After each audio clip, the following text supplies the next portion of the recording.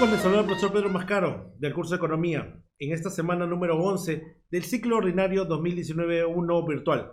Así que comencemos. Muy bien, consumo. Como ustedes ya lo tienen escrito, es la última fase del proceso económico, pero en este consumo tienen que entender que es la parte después de, hay que recordarlo. Primero hay una inversión inicial de tiempo, de dinero, que eso lo vamos a ver al final. Ya hablamos de la producción. La producción es la combinación de los factores productivos para obtener una determinada cantidad de bienes y servicios. Y los factores productivos, un poco como haciendo un resumen, son naturaleza, trabajo, capital, gestión empresarial, empresa o empresario, Estado y tecnología, ¿no? Esa combinación de factores productivos me generó una cantidad determinada de bienes y servicios. Hasta ahí que termina producción. Luego vimos las clases pasadas lo que era la circulación, ¿no es cierto? Era el traslado de bienes y servicios desde la empresa, desde el almacén hasta el consumidor o mercado final. Hasta ahí era la circulación y cobraba un dinero por ello. Hasta ahí todo termina la circulación. Y hablamos de la distribución.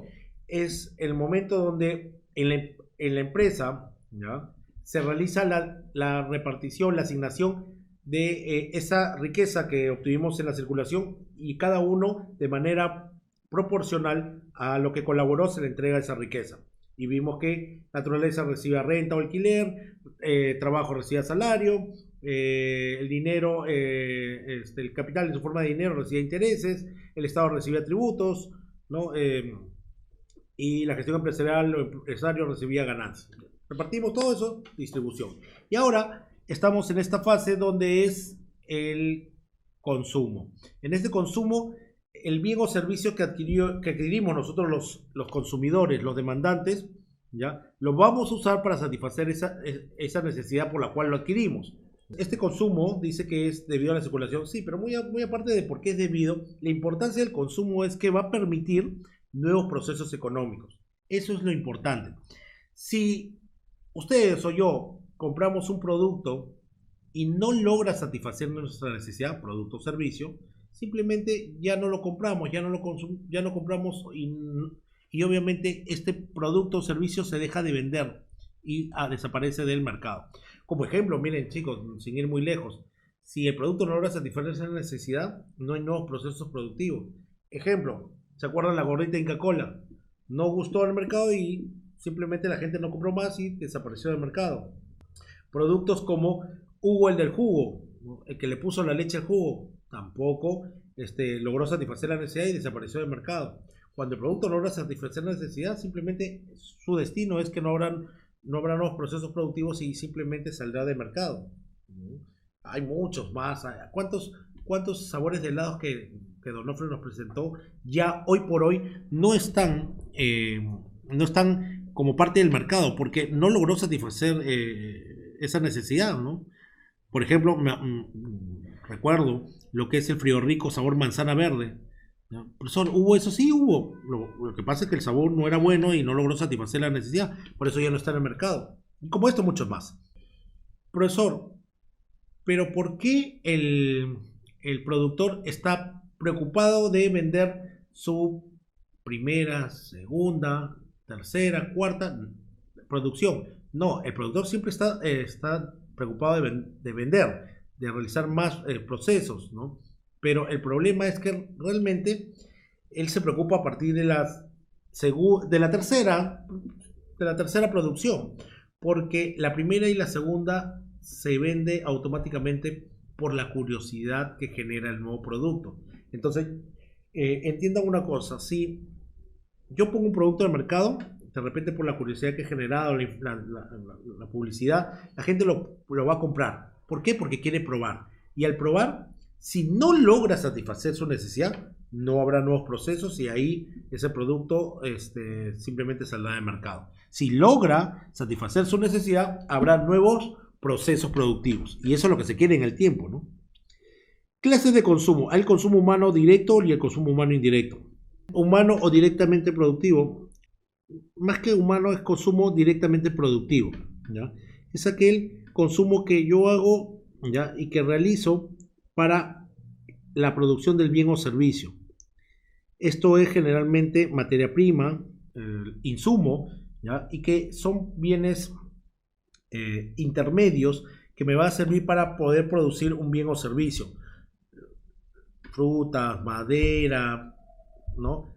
Que me va a permitir lograr producir mi bien o servicio. Es el consumo que yo utilizo, que yo hago para hacer mi bien y servicio. En cambio, el consumo indirecto o humanamente productivo, en todo caso, estas son bienes finales y que le permiten al trabajador lograr producir.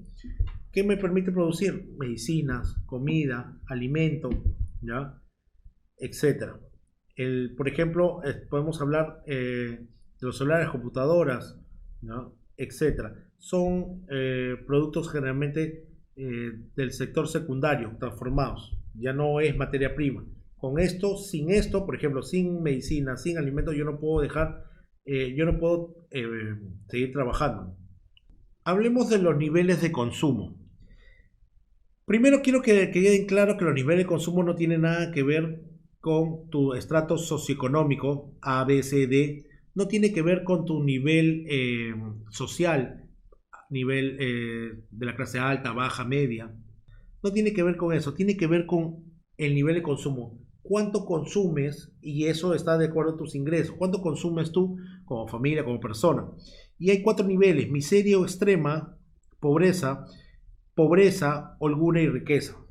La miseria extrema pobreza, como ya saben, es una extensión, es parte de la pobreza, solamente que es una condición más extrema, es decir, más vulnerable, con más problemas.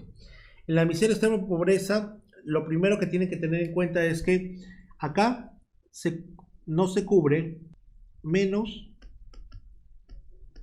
de las necesidades primarias. Las necesidades primarias se cubren inadecuadamente, ¿ya? Y de manera insuficiente. ¿Qué significa? ¿Cuáles son las necesidades primarias, profesor? Bueno, recordando, son alimento, vivienda, vestido. Es decir, no llego a cubrir estas necesidades. ¿Por qué, profesor?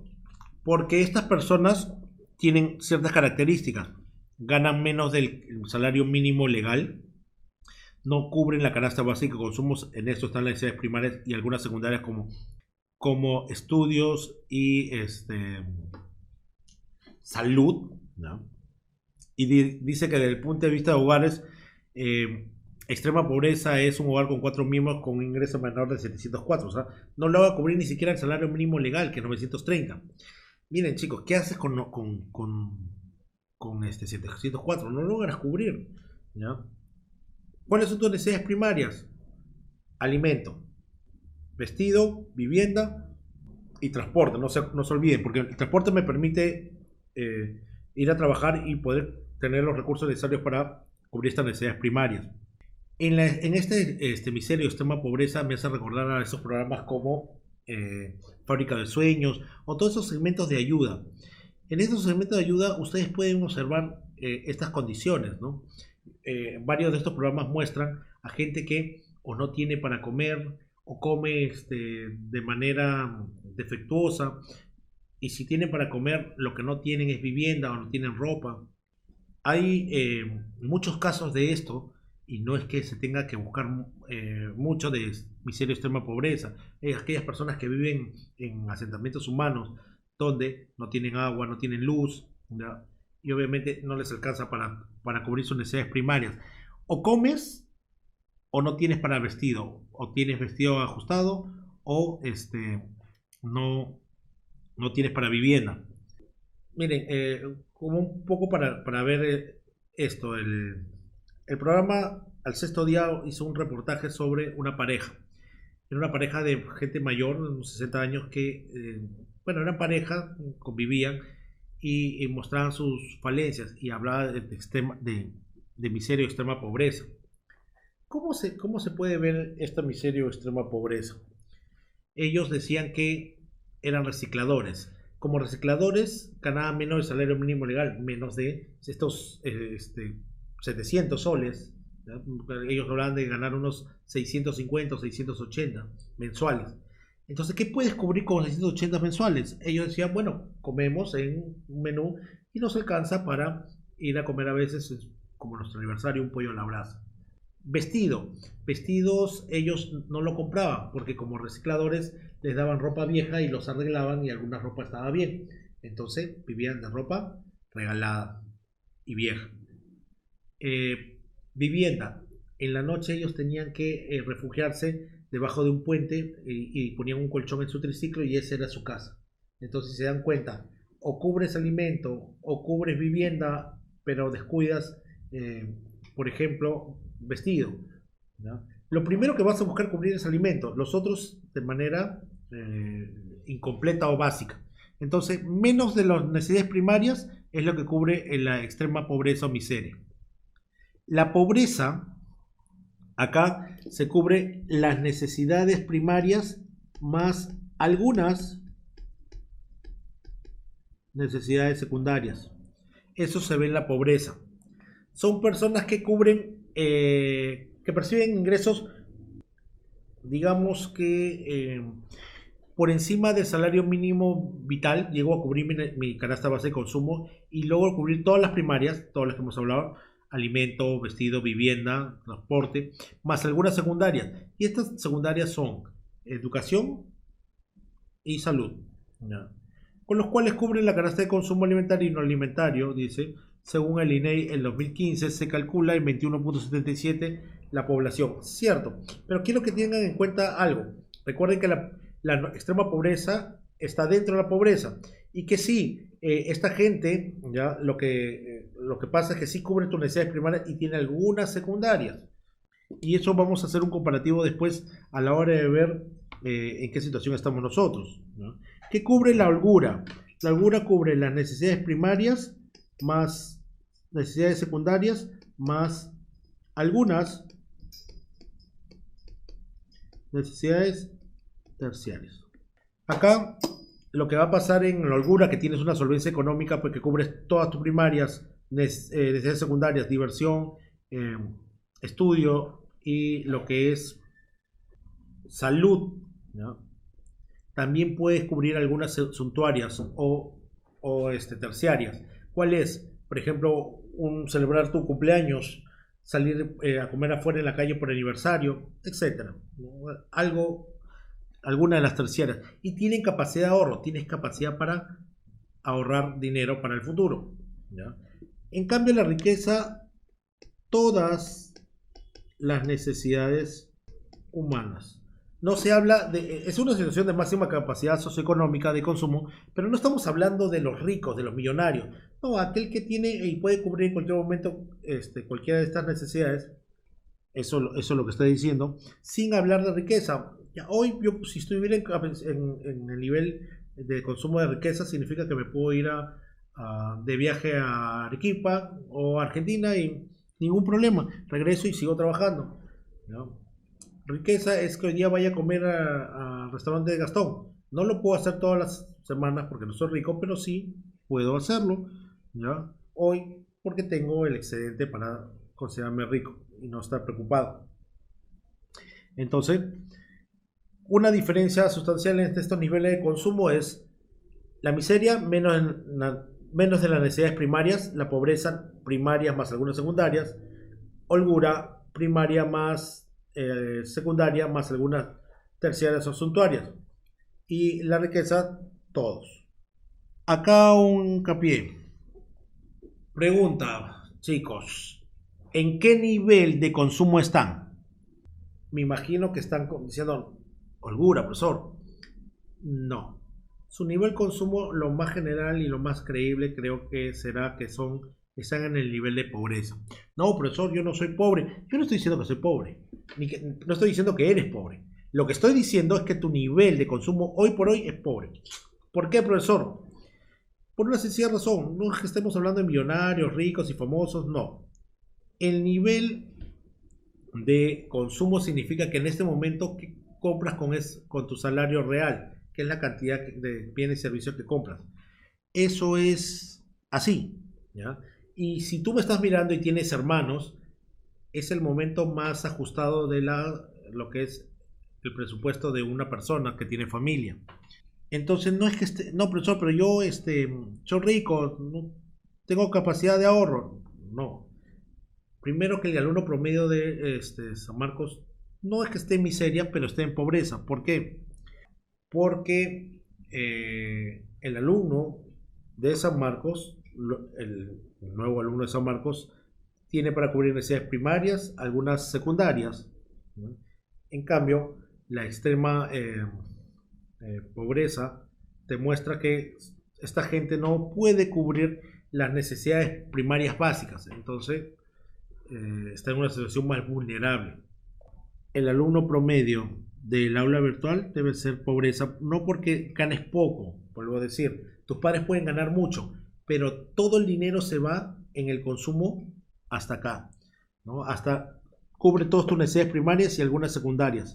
Todavía no llega al nivel de holgura. No significa que no haya estado, de repente sí ha estado, pero ahora, como estamos hablando de otra situación, ¿no? Una situación donde la pobreza se está midiendo por esas necesidades primarias y secundarias que tú estás cubriendo. Tu familia está cubriendo porque hoy tiene un montón de gastos por hacer. Mañana, cuando de repente tú te vayas de tu casa y tus padres sigan trabajando, ellos pasarán a una holgura. Mientras que se cría hijos, el nivel es pobreza porque todo tu dinero se va en cubrir estas necesidades primarias. Por ejemplo, el mío se va en pañales, en leche, en colegio, todo eso, y estoy en el nivel de pobreza. No es porque gane poco o gane mucho, sino porque lo que puedo cubrir con ese dinero en este momento es primaria y alguna secundaria.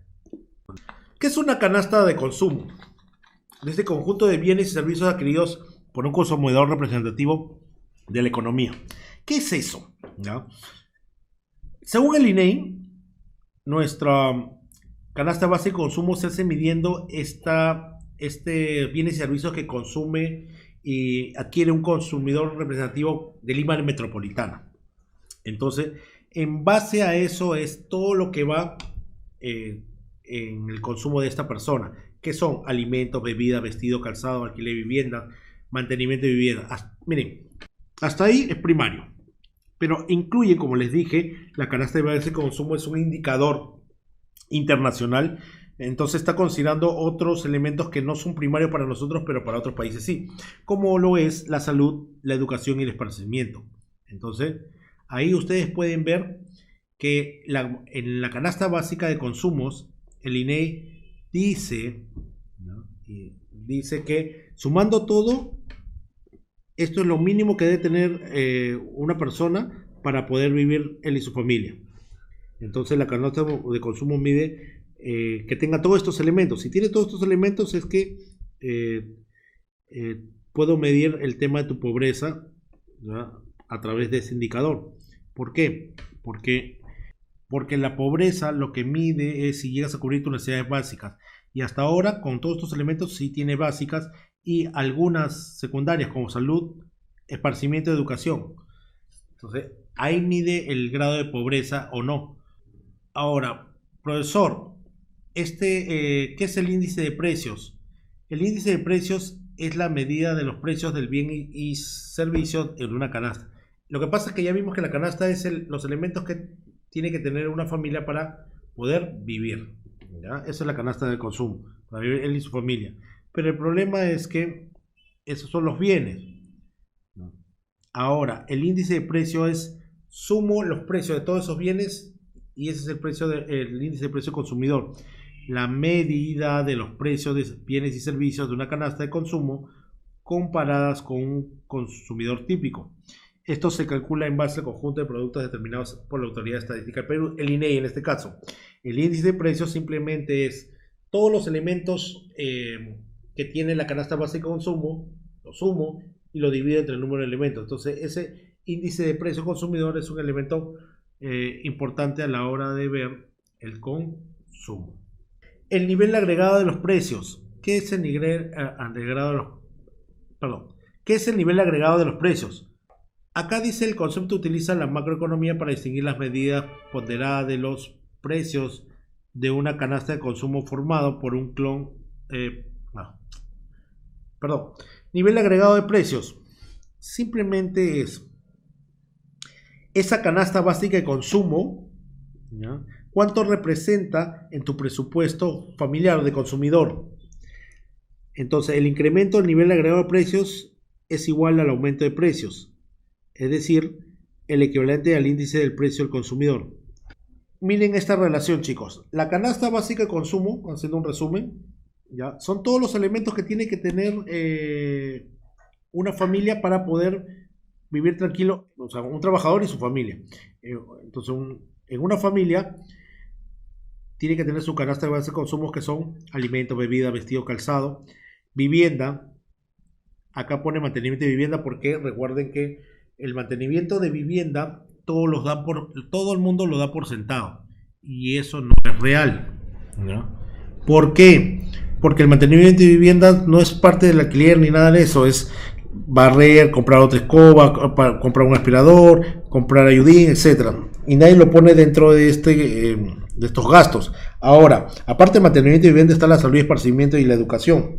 Entonces, todos estos elementos son los que debe tener una canasta para que pueda vivir una familia. Es decir, una familia con esto debería vivir sin problema. Pero hay una cosa: todos estos productos que están en la canasta tengo que averiguar su precio, sumarlo y dividirlo entre el número de productos, y tendré el índice de precio del consumidor. Una vez que tengo el índice de precio del consumidor, hay que entender que el nivel agregado es esa canasta básica de consumo, cuánto representa en tus ingresos totales. Es decir, tengo que saber cuánto va a ser en mi presupuesto. 10%, 20%, 30%. Yo recomiendo que no pase, ¿ya?, de un nivel agregado de precios decente. Yo creo que puede ser que en la canasta básica de consumo represente un máximo un 40% de tus ingresos. Un poco para mostrarles. La canasta es donde se ponen todos los elementos que necesita un consumidor, una persona, para vivir en un determinado lugar. Y ahí está, no solamente hablo de canasta física, ahí está alimento, bebidas, ¿no?, salud, y el índice de precios es el precio de todos los elementos, y el nivel agregado de precios es de mi presupuesto, del total de mi presupuesto, cuánto es la canasta básica, cuánto representa. Ese es el nivel agregado de precios. Consumo y población, ley de Malthus. El inglés Thomas Malthus lo que dice es y sostiene que mientras la población crece de forma geométrica, los medios de subsistencia lo hacen de manera aritmética. Un punto para que tengan en cuenta: no digo que sea necesariamente así, pero por ejemplo, la población dice que crece a este ritmo, más 2, más 3. En cambio, los medios de subsistencia crecen de esta manera. ¿Qué quiere decir esto? La población crece de manera simplemente de manera geométrica, mientras que los medios de aritmética, ¿ya? ¿Qué quiere decir? Que la población sigue creciendo, pero los medios no lo hacen, y si los medios lo hacen, estos medios de subsistencia van a ir desapareciendo, y el problema es la miseria, desnutrición y ocupación. Ahora, lo que Malthus es un visionario. Sí, estamos viviendo esas épocas donde la población crece y ya no hay espacio para nadie más. Chicos, me preocupa su futuro de ustedes. ¿Por qué? Porque yo ya tengo casa. El problema va a ser ustedes. ¿Dónde van a vivir? Todo Lima está ocupado. Malthus, como les decía, y lo que sostuvo, mientras les estoy poniendo acá la población, así crece 1, más 2, más 3, más 4. Mientras los medios de subsistencia crecen 1 al cuadrado, 2 al cuadrado, 3 al cubo, y así, ¿no? Va creciendo. Lo que pasa es lo siguiente, chicos. ven la diferencia. Si suman, acá va a ser 6 y acá va a ser un número mucho mayor. El problema es que nosotros seguimos poblando el planeta y no aparecen nuevos medios de subsistencia, sino vamos consumiendo los que ya existen y hay menos. Llegará un momento que la hambruna, ¿ya?, nos llegue. Esto suena apocalíptico, suena como una película pues del fin del mundo, pero realmente si seguimos creciendo en población y los medios no crecen en la misma dimensión, va a haber problemas. Eso es lo que sostiene Malthus. Profesor, ¿y cómo esa ley de Malthus puede ser simplemente cambiar? El problema es que debemos generar más impulso en los medios de subsistencia. Debemos generar más productos para consumir la población, como más alimento, ya, sin depredar, porque si depredamos hay menos medios de subsistencia, ¿ya? Y hay que tener cuidado también en el control de la población. No podemos seguir creciendo indiscriminadamente. No hay sitio para todos. Disculpen, pero no hay sitio para todos. Y eso también es una observación económica. Ahora, la función consumo dice que esta relación es la relación que establece entre el nivel de consumo y el nivel de ingreso. Entiendan una cosa. A mayor consumo es porque el ingreso ha aumentado. A menor consumo es porque el ingreso ha disminuido. El ingreso disponible, obviamente. La función de consumo dice, el consumo es igual, está en función, ¿no?, o relación funcional, o sea, depende del ingreso disponible actual. Tienen que tener en cuenta algo. Hay una relación entre lo que es el consumo, ahorro, inversión. El consumo tiene relación directa al ingreso, así como dice acá. Si mi consumo o mi ahorro o mi inversión, estos tres dependerán de mi ingreso. ¿Por qué, profesor? Porque si yo no tengo dinero, yo no puedo consumir más. Ustedes en su casa, sus consumos aumentan siempre que tengan más dinero. ¿Saben cuándo va a aumentar su consumo? Si en su casa sus padres están en planilla y van a recibir gratis. Al tener más gratis, van a comprar más cosas. Son los meses donde se compran más. En julio y en diciembre, porque los ingresos aumentan. Yo ahorraré más si me llega más plata. ¿Cuándo ahorraba más cuando era pequeño? Cuando venían mis tíos y me daban una propina extra. Entonces, cuando hay más ingresos, yo ahorro más. ¿Cuándo invierte alguien? Cuando tiene más dinero. Si yo tuviera el doble de dinero, una parte lo usaría para invertir. Entonces, la inversión, el ahorro y el consumo dependerán del ingreso. No importa si me dan mejores tasas de crédito, no importa si me ofrecen más propaganda, más publicidad, mejores ofertas. Aún si me den eso, no me va a alcanzar. Tengan en cuenta, aún si, por ejemplo, en el caso de consumo, yo quisiera consumir más, de verdad, me gustaría de repente irme de vacaciones, comprarme un carro nuevo, comprarme ropa nueva. Eso solo se podrá dar si tengo mayores ingresos, no hay otra forma, ¿no? Igual, yo ahorraré, a mí me gustaría ahorrar, pues, igual que usted, me gustaría ahorrar, de repente, no 50 soles, sino 100 soles, o de repente 1000 soles. Imagínense, si pudiera ahorrar mensual 1000 soles, significa que en un año podría irme de viaje a cualquier sitio con toda mi familia. Pero con los ingresos actuales y mis gastos actuales eso no es posible. Solo será posible si mi ingreso aumenta. No hay de otra forma. Y yo invertiré. Por ejemplo, ¿han visto esa publicidad de comprar terrenos en Miami, en Orlando, $25,000, 1000 metros? Esas ofertas son buenas. Y a mí me gustaría comprar 25,000. Acá no vas a encontrar ningún terreno a 25,000. Y todavía en Miami. Pero eso solamente podrás hacerlo si tienes mayor ingresos. Si todos tus ingresos ya están repartidos en tus gastos, para poder hacer algo extra, como consumir más, ahorrar más o invertir más, solo dependerá de que tus ingresos aumenten. Por eso, ahora como estamos viendo la función de consumo, tiene una relación directa. El consumo tiene una relación directa con el ingreso. Por eso dice, ¿no?, la relación que se establece entre el nivel de consumo y el nivel de ingreso disponible actual es totalmente directa, ¿ya?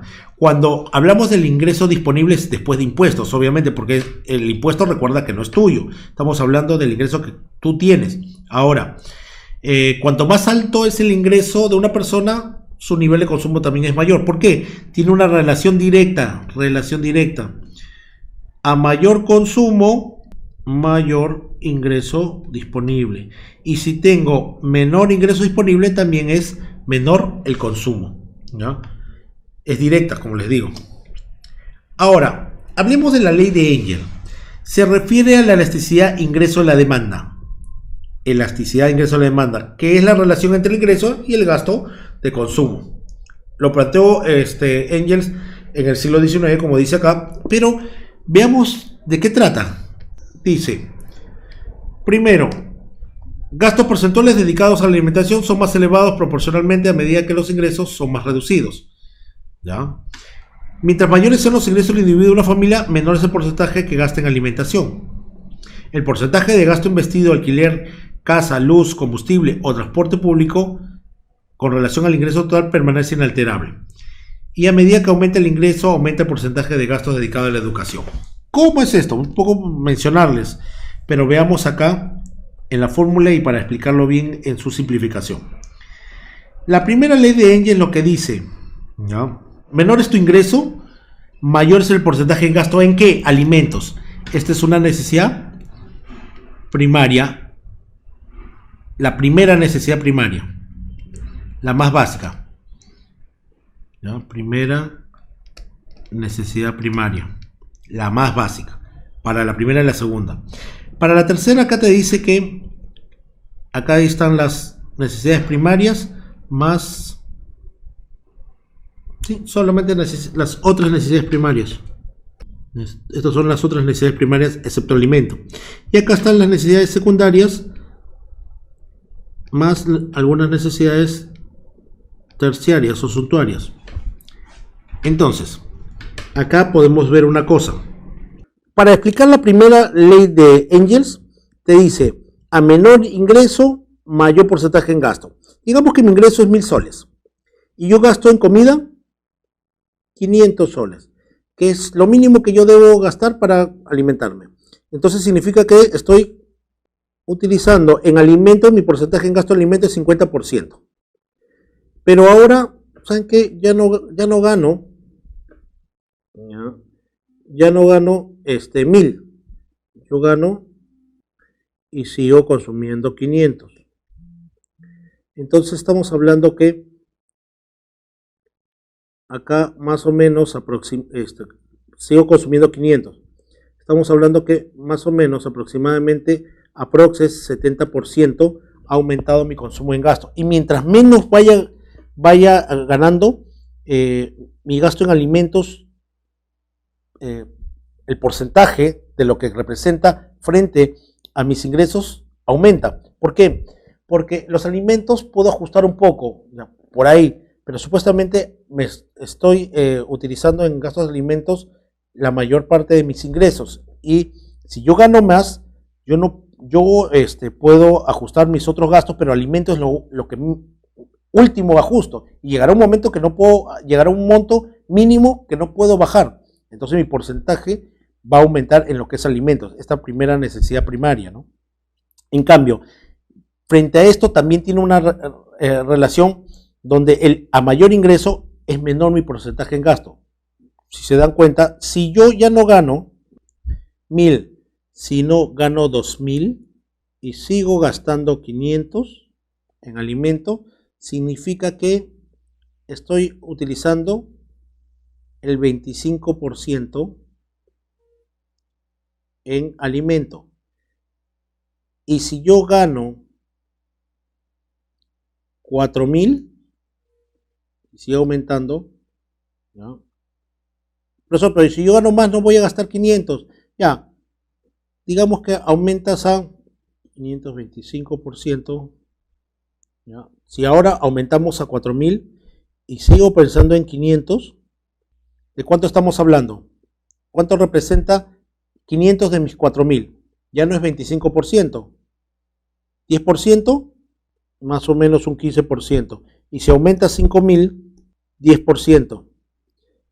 Yo sé que va a aumentar el consumo, pero quiero que entiendan, va aumentando, pero el porcentaje en lo que es alimento va a ir disminuyendo. Estamos poniendo que vamos a gastar lo mismo en comida, y eso sabemos que no es cierto.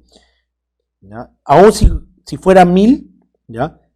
Aún si fuera 1.000, estaríamos en un porcentaje, ¿no? Si fuera 1.000, estaríamos hablando, ¿ya? Si aumentara 1.000, miren, si aumentara 1.000, 5.000 es mi 100%, 1.000 ¿cuánto es? ¿Ya? 5.000 es mi 100%, 1.000 ¿cuánto es? Hacen una regla de 3 simple.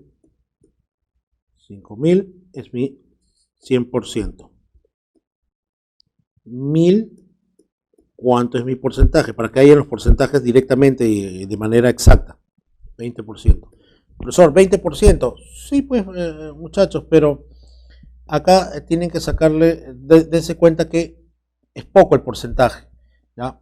Irá subiendo, pero el porcentaje, de todas maneras, va a ir en disminución en el porcentaje de gasto. Mientras yo gane menos, ¿ya? Mientras yo gane menos, lo que pasa es que yo voy a proteger ese dinero que yo gasto en alimento, porque es mi necesidad más básica. Entonces, lo protegeré y de mi poco dinero, mi ingreso va a representar un porcentaje mayor en el gasto de alimento, porque eso es lo que voy a proteger, y ajustaré todo lo demás hasta el último. Pero cuando yo gane más, el porcentaje en gasto será menor, porque crece, y no es que yo tenga más hambre o consuma más en alimentos porque tengo más dinero. No, lo que va a pasar es que en cantidades, ¿no? Si antes comía, por ejemplo, un plato de arroz con chanfainita, que es barato, seguirá siendo de repente la misma cantidad, pero ahora ya no como chanfainita, sino como bistec. ¿Ya? La cantidad será la misma. El precio de los elementos puede subir, pero aún así yo no pasaré el consumo de alimento, no crecerá, sino el porcentaje va a ir en disminución, propio de esta relación que hay inversa. A menor ingreso, mayor porcentaje en gasto. A mayor ingreso, menor porcentaje en gasto. Y todas estas dos tienen que ver con lo que es la necesidad primaria. La tercera ley te dice, a menor ingreso, ¿ya? Se mantiene el porcentaje en gasto de las otras necesidades primarias, vestido, alquiler, luz, combustible. ¿Por qué? Porque sea mayor o menor, aumente o disminuye mi ingreso, después que yo separé mi dinero en comida, ¿ya? El resto del porcentaje lo destinaré a vestido, alquiler, luz y combustible, lo otro primario. Es decir, si acá, cuando mi ingreso era 1.000 y mi gasto 500 en alimento, ¿ya? Gasto de alimento, el 50% significa que el otro 50% se va a ir ¿a qué? A vestido, alquiler, luz y combustible. Entonces, el resto en lo que es bajo el ingreso, todo lo demás se fue en lo que es vestido, alquiler, luz y combustible, lo otro primario. Cuando subió mis ingresos, el resto que me queda también lo distribuiré entre vestido, alquiler, luz y combustible. Eso es lo que voy a ajustar. Si yo gano poco, bueno, alquilo un cuarto, compro ropa barata, en gamarra, ¿no? Solamente luz y agua, pero si aumento mis ingresos aumentan, ese porcentaje seguiré usando dinero para alquiler, ya viviré en un lugar mejor, servicios, luz, agua y tal vez algunos servicios como cable y celular. La ropa no lo compraré de repente en gamarra, lo compraré en un lugar mejor, pero el porcentaje en lo que gasto en lo otro, necesidades primarias, será igual. Ahora, en lo que es la cuarta ley, dice a mayor ingreso, mayor gasto en necesidades secundaria y terciaria. Sí, si tus ingresos aumentan, recuerda que vas a gastar más, ¿ya? Vas a gastar más en necesidades secundarias y necesidades terciarias. ¿Por qué? Aumenta tu gasto en esto. Tienes más dinero. Si aumenta tus ingresos, ¿ya? Chao Universidad Nacional o la universidad particular. Si aumenta tus ingresos, ya no te atiendes en posta médica ni en hospital, te atiendes en una clínica. Si tienes más ingresos, ahorrarás más que un sol o 2 soles.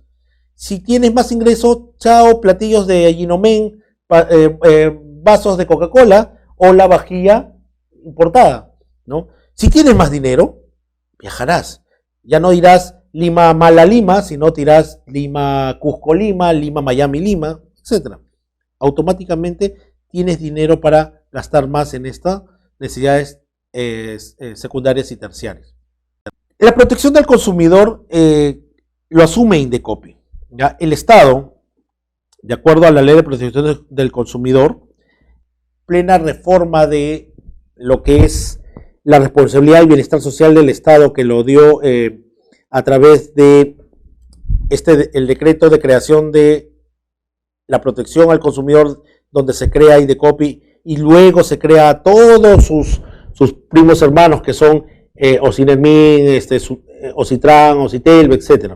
¿Ya?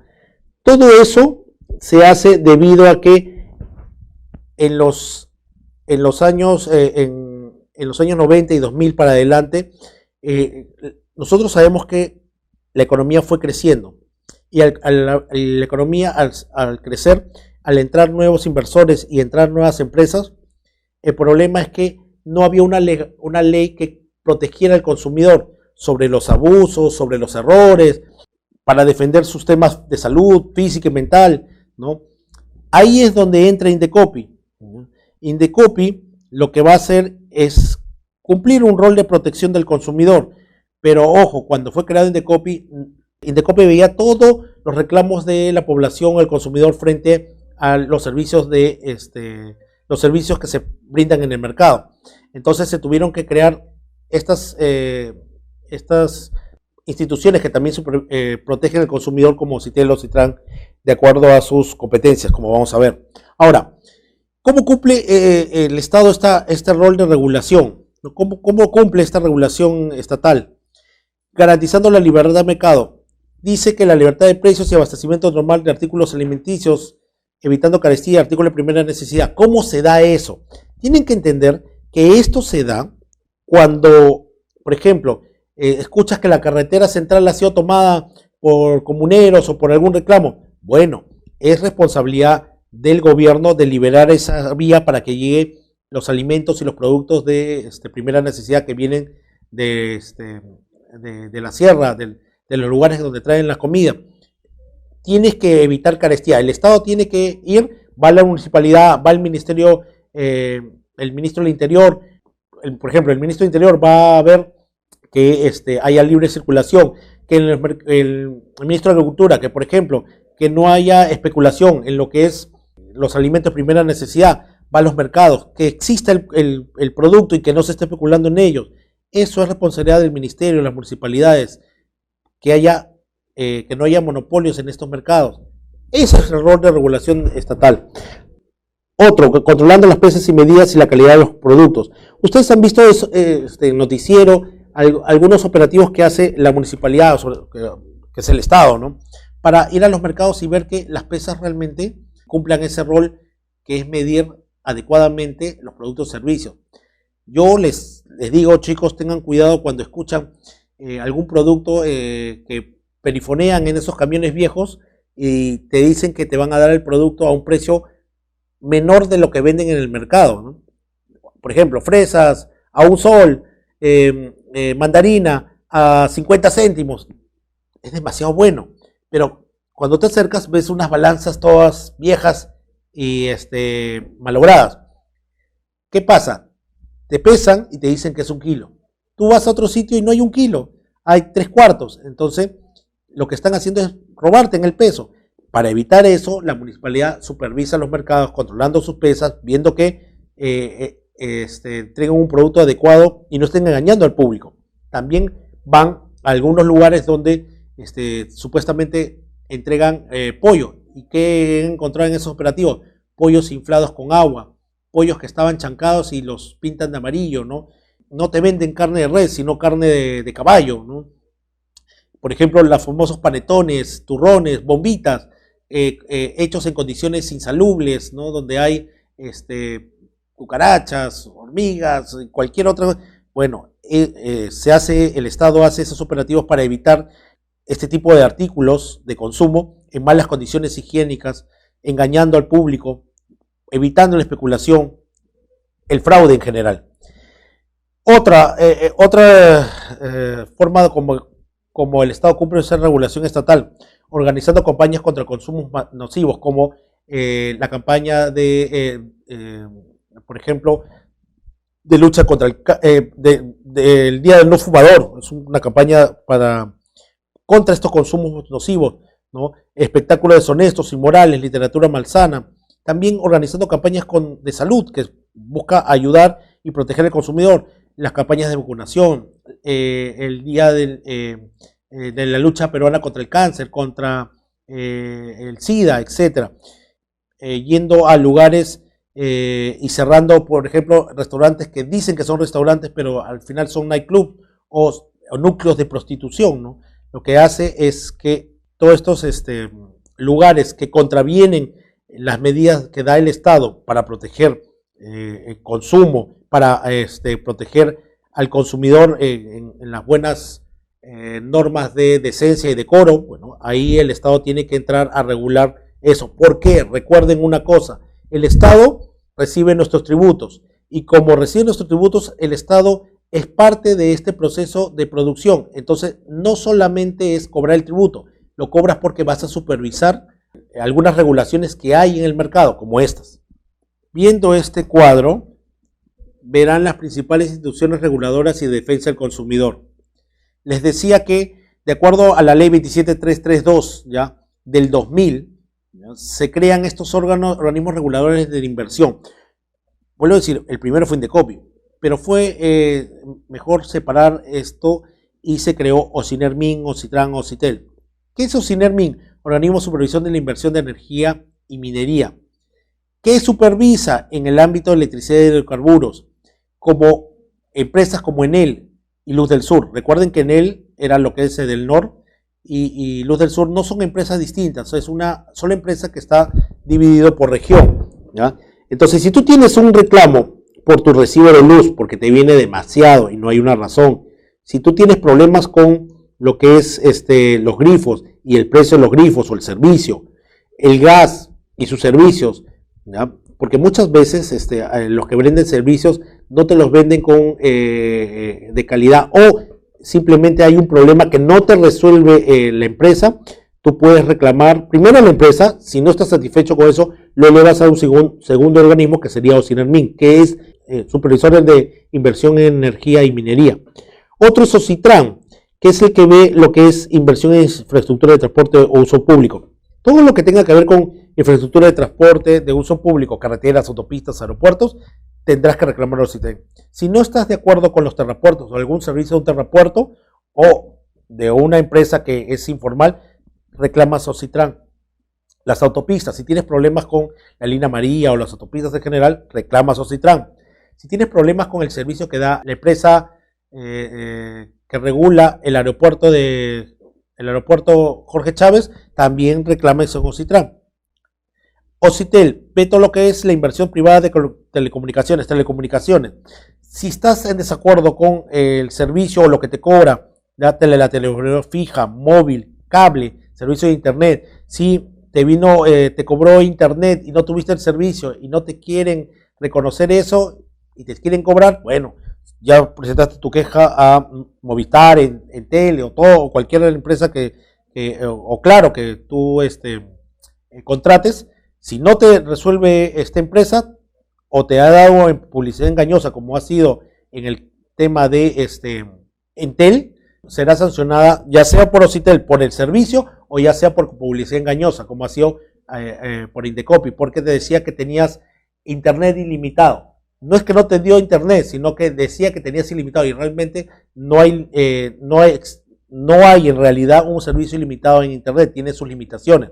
Entonces te dando publicidad engañosa y fue sancionada por Indecopi. Pero Ocitel, si tú no tuviste el servicio un tiempo, 15 días, y te cobró el mes entero y te quiere cobrar a pesar de tu reclamo, tú puedes ir a reclamar a Ocitel, que es el organismo que supervisa toda esta rama. También tenemos, Por otro lado, también tenemos SUNAS, la Superintendencia Nacional de Servicios de Saneamiento. Tiene que ver con las empresas como Sedapal o empresas de saneamiento en el interior del país, o sea, lo que sería la que da el servicio, igual que Sedapal acá en Lima.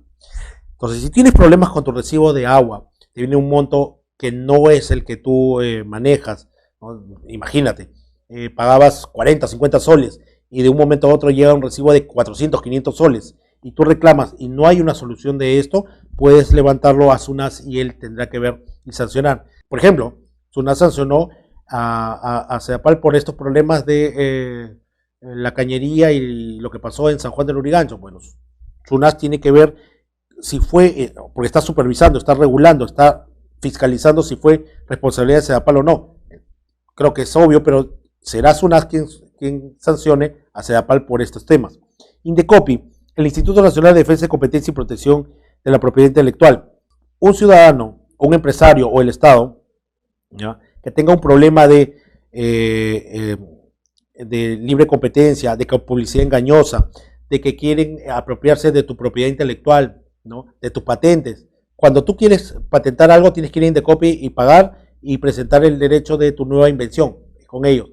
Derecho de autor, Indecopi. Cualquiera que contravenga esto, tendrás que ir a reclamarle a Indecopi y mostrar tu caso, proporcionando un buen funcionamiento de lo que es la libre competencia en el mercado. Bueno, chicos, eso es todo respecto a la teoría de esta primera parte, ¿ya?, de la semana 11, así que pasemos rápidamente a las preguntas. 1. Patricio Parodi se ha convertido recientemente al veganismo, es decir, ya no consume ningún alimento de origen animal. Además, también se reduce a comer alimentos procesados, empaquetados o congelados. Por esta última decisión, se puede afirmar que Patricio, en cuanto a su alimentación, ya no desea realizar un consumo humano A, indirecto, B, directo, C, promedio, D, correcto, E, eficiente. Obviamente, la respuesta es indirecto. ¿Por qué, profesor? ¿Ya? Recuerden que el consumo indirecto es aquel que es un producto final y que te va a generar poder hacer tu producto, poder realizar producción a las personas, poder realizar una producción a las personas. Un consumo humano, cuando hablamos de productivo indirecto, es que el alimento, sin alimentarse, el trabajador no puede, ¿ya?, generar los bienes y servicios necesarios. Entonces, es indirecto. 2. La familia de Rosas Canepa está compuesta por ella, su madre y su hermano. La única que trabaja es Rosa y su ingreso mensual es 704. En consecuencia, se puede afirmar que el nivel de consumo de Rosa es, obviamente que el consumo de Rosa es pobreza. ¿Por qué? Hablábamos de un ingreso menor a 704, ¿ya? Y estamos hablando de que es la única que trabaja en una familia. ¿Por qué no es extrema pobreza? Porque primero estamos hablando de un ingreso mensual de 704. No hablamos de extrema pobreza porque es menor a este monto. Entonces, si decimos que Rosa, su madre y su hermana, y la única que trabaja es Rosa y su ingreso mensual es de 704, ¿ya?, estamos en pobreza.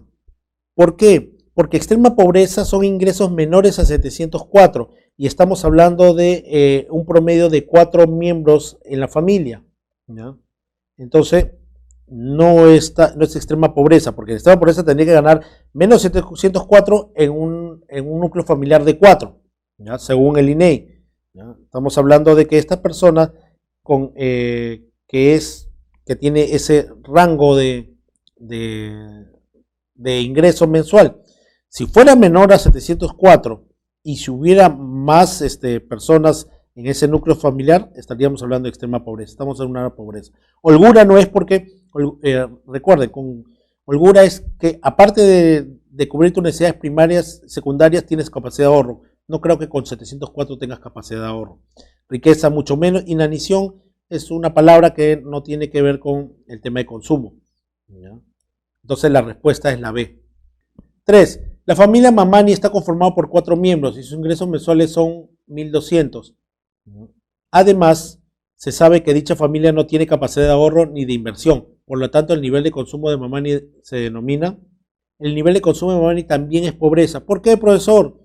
porque sigue siendo, miren, inanición está repitiendo, es una palabra nada más, holgura no es porque ya te está diciendo que no tiene capacidad de ahorro ni inversión, por lo tanto ninguna de holgura y riqueza es.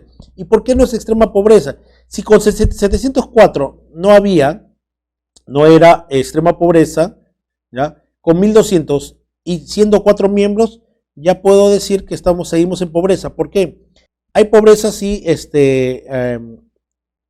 son menos de 4 miembros y sus ingresos son menores a 1312, entonces a 1200, pero no es menor a 704 y estamos hablando de que acá hay 4 miembros, entonces está en el rango de pobreza, ¿ya? Ellos ajustadamente, igual que en el caso anterior, van a poder solventar sus necesidades primarias, ¿ya? Y algunas secundarias, como de repente salud o educación, ¿no? La 4, Sol Salas es una secretaria que ha ascendido recientemente y por tanto su sueldo se ha incrementado. Gracias a este aumento ella podrá comenzar a ahorrar. En consecuencia, Sol está ingresando al nivel de consumo denominado A, pobreza extrema, B, pobreza, C, holgura, D, suficiencia, E, riqueza. Suficiencia, igual que la palabra inanición, es una palabra que no está dentro de la clasificación de niveles de consumo. Le habla de un consumo de suficiencia, pero eso puede ser muy amplio. Entonces, estamos hablando de que la ascendieron y su sueldo se ha incrementado, ¿ya? Y ella va a poder comenzar a ahorrar. La palabra mágica es ahorrar, por lo tanto, estamos hablando de una holgura. No hablamos de riqueza porque tendría que decirle también que invierte dinero y que puede solventar todas mis necesidades, todas las necesidades. Pobreza no te da capacidad de ahorro y extrema pobreza menos. La respuesta es la C. Carla Tejada ha presupuestado que este mes, además de los gastos fijos de alquiler y el mantenimiento del departamento, la alimentación, la movilidad, la ropa y la salud, comprará un collar de perlas y viajará a Argentina. De los gastos programados, ¿cuántos no entran en la canasta de consumo? Ahora, 1, 2, 3, 4, 5. Revisemos. ¿Cuántos no entran en esta canasta de base de consumo? Sí, habla de movilidad, ropa, salud. El comprar una joya de perlas, obvio que no es, ¿ya? No entra en la canasta. Viajar, si habla de viajes cerca, sí entra. Pero viajar a Argentina, disculpen, pero eso no puede entrar en una canasta básica de consumo en ningún sitio. Un viaje al extranjero no es parte de la canasta básica de consumo. Pero, profesor, en la canasta básica de consumo es vivienda, mantenimiento, salud, esparcimiento, educación, ¿no? Pero, disculpen, pero la collar también, pero viajar a Argentina, a un país fuera, es también un tema de lujo. Viajar de repente a provincia, pasear, eso podría ser, pero viajar a Argentina no. Entonces la respuesta es B. Ojo chicos que en la respuesta que va a salir publicada aparece que es solamente el collar de perlas.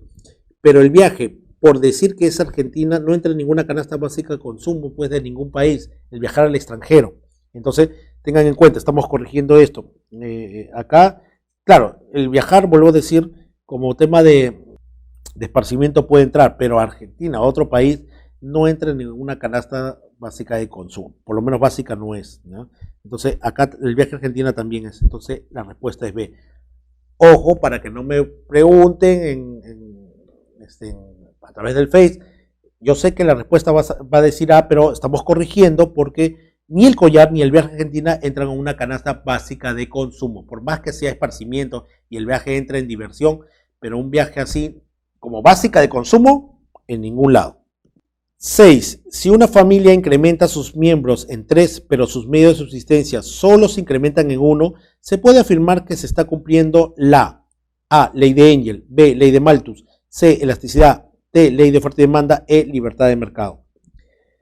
Entonces, si una familia incrementa sus miembros, o sea, en 3, una familia de 4 ahora son 7, pero los medios de subsistencia solo se incrementan en 1, o sea, solamente tengo medios de subsistencia para solventar a un miembro más y no a los 3 que vienen, lo que está haciendo referencia a la ley de Malthus, donde la ley de Malthus dice que la población crece más, mucho más en progresión geométrica que los medios de subsistencia, ¿no? No es la ley de Engel, no hay elasticidad, sino que acá la población crece más que los medios de subsistencia. Es decir, Esta familia tiene 3 hijos ahora, pero su ingreso ha aumentado solamente para pagarle los gastos a uno, lo que está demostrando que la ley de Malthus tiene una relación a eso. 7. El ingreso mensual de la familia Chamochembi es de 1.500 soles, pero tiene una deuda con el banco de 15.000 soles y carece de ahorros. Para salir de la deuda, el padre ha pensado en poner un negocio. Según la teoría económica, la familia Chamochembi no podrá invertir en un negocio ya que A. Está endeudada, B. No posee ahorros, C. Su ingreso es mínimo, D. Debe ganar más de 1.500, E. Gana menos de 15.000. La respuesta de las 7 es la B. ¿Ya? ¿Por qué? ¿Por qué no podría invertir en un negocio? Primero, no posee el ahorro suficiente como fuente de ingreso. Obviamente no puede invertir porque tiene una deuda, o sea, tiene un ingreso de 1.500 y tiene una deuda con el banco. Entonces, todo lo que pueda tener como extra tendrá que servir para pagar eso. Entonces, no es, el problema no es de invertir, no están en negocios, no es que esté endeudada, sino que si no tengo mayores ingresos, no puedo generar mayor consumo y no puedo ahorrar ni puedo invertir. Si tus ingresos no aumentan, ahorro, gasto e inversión suben también si tu ingreso, pero si baja, también bajarán ellos. Entonces, es el problema de poner negocios es que no tengo esos ahorros para ponerlo. Ahora dice que la familia debe ganar más de 1.500. No, pero ¿cuánto es más? O sea, es muy general. Su ingreso es mínimo. Bueno, su ingreso no puedo decir si es mínimo o máximo, sino el problema es que tiene una deuda de 15.000 soles que no le permite pues tener un excedente. Si no tiene ese ahorro, no podrá poner el negocio para ir pagando más de la deuda. Y gana menos de 15.000, obviamente que gana menos de 15.000, pero esa no es la razón por la cual no puede invertir. La 8. Cheo Sigala gana al menos 2.500 soles por los que debe pagar 18% de IGB. Luego paga 1.000 de gastos fijos y el resto lo ahorra. El ingreso disponible de Cheo es de A. 2.500, B. 1.000, C. 2.050, D. 1.500, E. 450. Entonces, la 8 es la C. Dice, Cheo Sigala gana 2.500 soles y debe pagar 18% de IGB. Luego paga 1.000 de gastos fijos y el resto lo ahorra. El ingreso disponible. ¿De dónde sale eso? ¿Ya? El ingreso disponible es aquel ingreso después de impuestos. ¿Ya? Entonces, si 2.500 es mi 100%, mi 18%, ¿cuánto es? Y tu X ahí es 2.050. Es el ingreso que está después, el ingreso disponible es el ingreso después de impuestos. La respuesta es la C. 9. Diana Fernández ha comprado una laptop en una famosa tienda por departamentos de Lima. Al llegar a su casa, se percata que la laptop tiene problemas con la tarjeta de video. Reclama en la tienda, pero no le hacen caso, por lo que decide presentar una denuncia en Decopi. Ella puede tomar esta medida ya que el Estado tiene leyes que A. Garantizan la libertad de mercado, B. Protegen al consumidor, C. Evitan el acaparamiento, D. Son muy severas, E. Castigan la especulación. Bueno, el problema es que la empresa la ha defraudado, le ha entregado un producto y obviamente el producto entregado no satisface al cliente, le ha dado un producto con falla. No tiene que ver con las leyes que garanticen la libertad de mercado. La libertad de mercado significa que hay la libre ley de oferta y demanda y trata de garantizar el Estado una competencia perfecta. De eso no trata. Proteger al consumidor, obviamente es la respuesta. No es evitar el acaparamiento, acá no hablan de ningún acaparamiento. La empresa no guarda o compra todas las computadoras para después venderla más cara, no habla de eso. Habla que las leyes son muy severas, es muy general, no se habla de si la ley es severa o no, sino está hablando de que se toma esta medida porque el Estado tiene este tipo de ley. Ahora, ¿castigan la especulación? Sí, pero no hablan de una especulación. Entonces la respuesta es la B. 10. Una publicidad en la televisión anuncia que su producto puede curar la calvicie. Daniel Brenner es calvo y compra el producto, pero pese a seguir las indicaciones nunca le crece el cabello.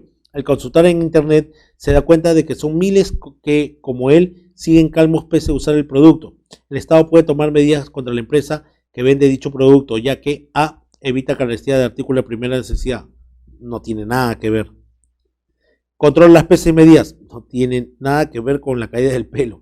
Evita la especulación y el mercado negro y el fraude. ¿Ya? Esta es. Organiza campañas contra el consumo masivo. Bueno, usar esto no es consumo masivo, sino es usar un producto que no sirve. Sanciones de especulación, espectáculos deshonestos. No tiene que ver con un espectáculo ni literatura malsana. La respuesta es la C.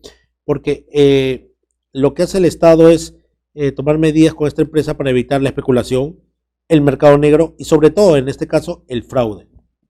Te están entregando un producto que dice que va a lograr algo, satisfacer tu necesidad y no lo logra.